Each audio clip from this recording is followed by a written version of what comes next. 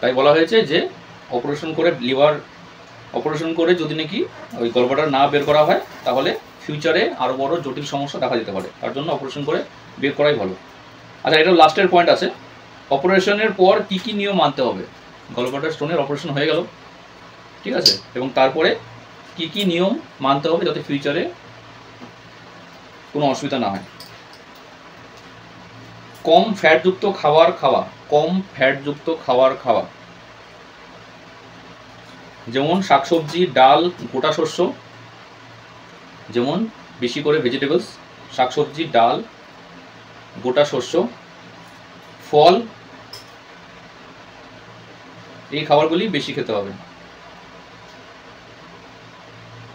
যে খাবারটার মধ্যে ফ্যাট কম আছে, যে খাবারটার মধ্যে কার্বোহাইড্রেট কম আছে, যে খাবারটা হজম করতে সময় লাগে, যেটা রিচ খাবার, সেটা অ্যাভয়েড করা, এবং শাকসবজি বেশি খাওয়া, ডাল, গোটা শস্য এবং ফল।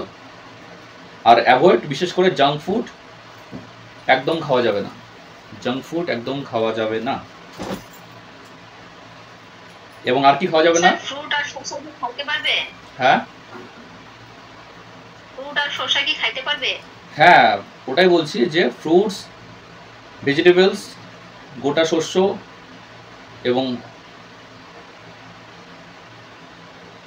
ये सब कुछ खाना है जिस खाने में फैट कम है, कैलोरीज कम है, और जिस खाने को पचाने के लिए टाइम लगता है, जैसे मटन हो गया, चिकन हो गया, ठीक है, जंक फूड हो गया। আর বলা হয়েছে যে কী কী খাবার একদম বাদ দিলেই ভালো। চর্বিযুক্ত মাংস, বড় মাছ, চর্বিযুক্ত মাংস, বড় মাছ, বড় মাছ বলতে কিন্তু হাফ কিলোর উপরে বড় মাছ হয়, হাফ কিলো অবধি খাওয়া যেতে পারে। আর ছোটো মাছ হলে আরও ভালো, ছোটো মাছের মধ্যে ফ্যাট কম থাকে, প্রোটিন বেশি থাকে স্মল ফিশে। বড় মাছ, মশলা জাতীয় খাবার, মটন খাওয়া যাবে না, এবং বেশি রাত্রি করে খাবার খাওয়া যাবে না। 3টে খাবার আছে যে খাবারটা খেলে পরে ভালো। ওমেগা 3 ফ্যাটি অ্যাসিডযুক্ত খাবার, ওমেগা 3 ফ্যাটি অ্যাসিডযুক্ত খাবার। গুগল করবেন ওমেগা 3 ফ্যাটি অ্যাসিড কিসে কিসে আছে।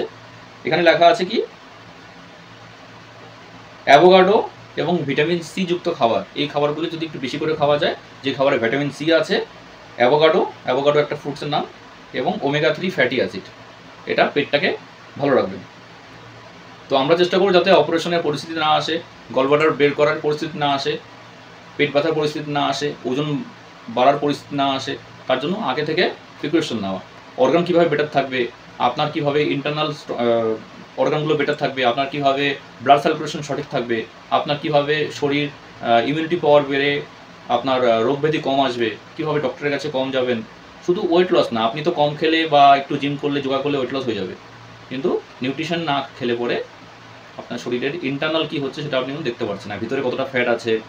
আমরা হার্ট কিডনির জন্য বেঁচে আছি, কিন্তু নিজের এবং অন্যের হার্ট কিডনি কিন্তু আমরা দেখতে পারি না। তো কী পরিস্থিতিতে আছে, এই ছোটোবেলা থেকে খাবার খেয়ে যাচ্ছি, সেটাকে ক্লিনজিং করতে পারছি না, সেটাকে পরিষ্কার করতে পারছি না।